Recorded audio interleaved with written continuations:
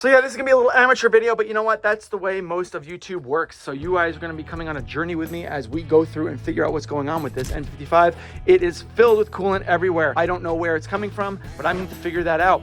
And there's a lot of low-hanging fruit we're gonna take care of. We need to move some stuff out of the way and see if we can fix this stuff on a budget. It's a really nice X5, but we really do need to get this thing back on the road. So that's right, here's our X5. This is the family truckster. And we took the coolant reservoir cap off, which looks like there's no coolant in there, and you can see there's coolant all over the engine. So we need to start working our way backwards and put a pressure tester on this to identify where the leak is coming from. Most likely we're gonna identify it audibly. We're gonna hear a hissing or something coming from somewhere, and then from there it's gonna give us a clue. So let's put the coolant reservoir. So I acquired a relatively cheap coolant tester kit, which is basically just a whole bunch of various caps that go on reservoirs to pressurize a coolant system, and that exposes where a leak might reside.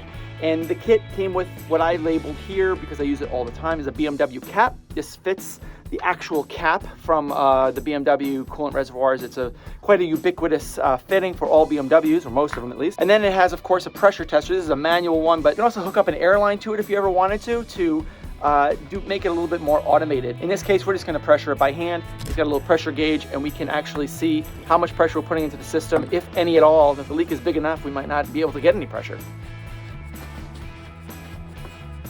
So I was wrong, and I am glad I got the kit, because this is what the actual one looks like. And while that other one that I had fits older BMW models, it doesn't fit the newer ones.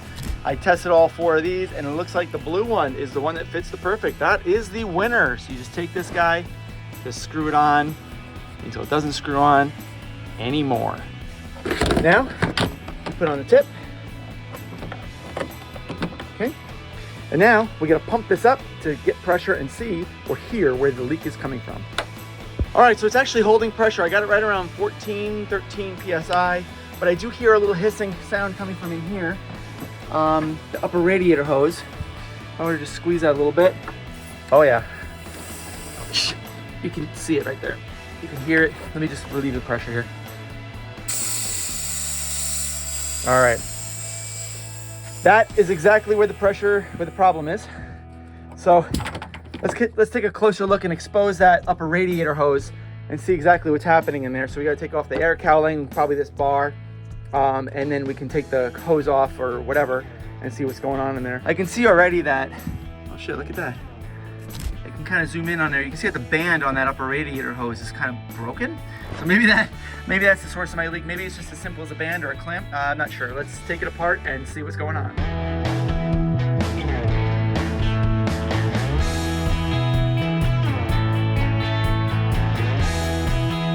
Well, this is pretty easy, I think.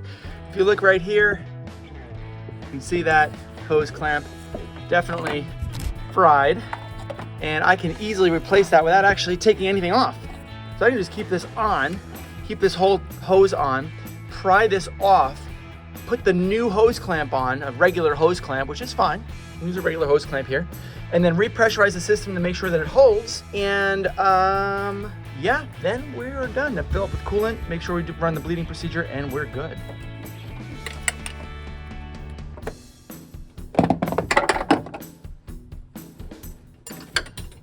I dropped it.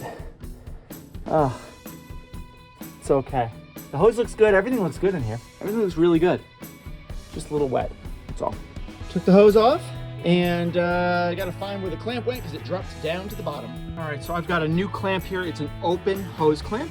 It'll close as we put it back together. And this is a 37 to 43. That's the millimeter, that's the diameter of the actual hose clamp. And it's range based on the teeth on the worm gear. This is a 42 to 48. It's older, but it works still. And what we're gonna do is we're gonna open this up. So maybe 43 was a little bit small, so 42 to 48 will be just about right to get over that initial hump on the hose. And then of course, it needs to have enough clamping force to clamp it down after you get past that big hump and go through. So I will put this on just like this, the same way. Put it like, just like that. And this is a cheap fix. Lucky, lucky, lucky. I'm just gonna turn this a few times until I get through the hard part of the worm gear, and I can see it coming through now. So now it should be a little bit easier now. I can kind of Just barely get right over that. So now it's sitting right where it needs to sit. See that? So now it's sitting right where it needs to sit. I can take this and hold it from the back side with my finger. Back side with my finger here. Now I'm gonna push down on this as I tighten it. So I wanna make sure that when I push down, I'm not gonna be rotating the whole clamp assembly. Let's get it close enough here. Okay, it's getting tighter now. And final positioning. Bingo. Now I can use two hands to control how I'm tightening this up. Nice and tight, not too tight. Remember, this is plastic. The housing is plastic, so you gotta be careful. Now, let's test again. Again, I've already got this tightened up. This guy pushed on. And we will start pressurizing. Let's go up to 15 PSI. As you go higher and higher, it gets harder and harder, of course. But I wanna make sure I get it the right. Great, right at 15. We're gonna let that sit for a little bit. We're gonna wiggle some hoses and see if anything else comes up. All right, so it's been about 6 or 7 minutes, and you can see that it hasn't fallen from 15 PSI. I feel like this system is in good shape, and I can start filling it back up with coolant. Wanna let the pressure go in the system. And just keep in mind here that the leak was on the upper radiator hose, so I feel very confident I didn't lose that much coolant. I didn't get the light on in the dash. So I think that the best thing to do here is just fill up with coolant and go for a quick drive. I put the new hose clamp on just like that. You can see that little guy right there. We just replaced the self-expanding hose clamp with a worm gear hose clamp. Very easy. We didn't even have to remove the hose. And now that I feel like pretty confident we didn't lose a lot of coolant, but I do want to fill up the system and go for a quick drive. I gotta tell you, I love the way that these cars are designed and engineered.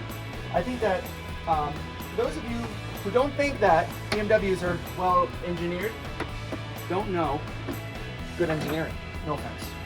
And new BMWs take the blue European antifreeze, but it's, you can get it at BMW or you can get it anywhere else.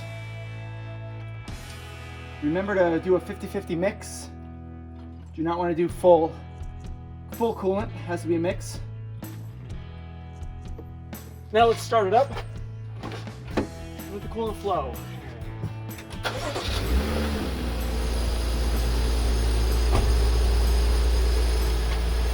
So now we need to fill it up just a little bit more because now the pump's turning, it's actually circulating the fluid and it's actually filling all those little air pockets that didn't have coolant in it. So now we gotta fill it up a little bit more and top it off. So I was a little bit sloppy with filling it up, but you can see here that there is coolant coming out of the reservoir into the reservoir here, and that's coming from the overflow from the radiator. So the radiator is bleeding and it's allowing the fluid to come through. So the radiator is essentially topped off. You can see the min-max right there, that it's not above the max and it's not below the min. Hard to see where the min is. But yeah, there it is, so you can see better there. So now I actually feel like this is in pretty good shape. We'll put the cap on, it'll pressurize the system. We'll go for a quick test drive and we'll be good to go. Thanks a lot guys for watching. Have a great day.